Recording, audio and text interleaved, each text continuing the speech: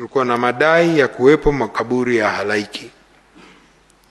Kulikuwa na madai hayo kupitia vyombo vya habari vya kimataifa na mitandao ya kijamii kusuwepo kwa makaburi ya halaiki eneo la makaburi ya Kondo, Kunduchi, manispaa ya Kinondoni, Dar es Salaam.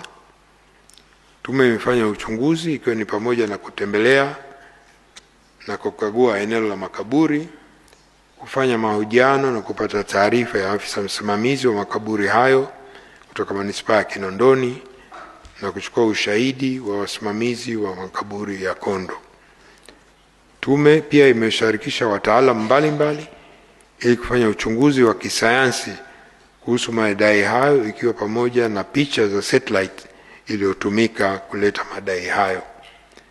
Maoni ya wataalamu hao wakiwemo wa uchambuzi wa mbalimbali wa mifumo ya taarifa za kijiografia, remote sensing and geographical information system, ni kwa madai hayo hayakuweza kuthibitishwa.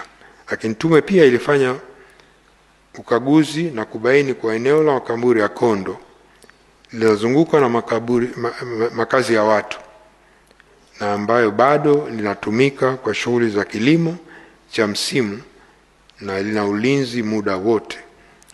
Kutokana na ushahidi na uchunguzi wa tume wa uandani na kuzingatia hali ilivyoonekana katika eneo la makaburi hayo pamoja na taarifa za wataalamu wa uchunguzi wa kisayansi, tume imebaini kwa madai ya kuwepo kwa makaburi halaiki eneo la Kondo hayakuweza kuthibitika.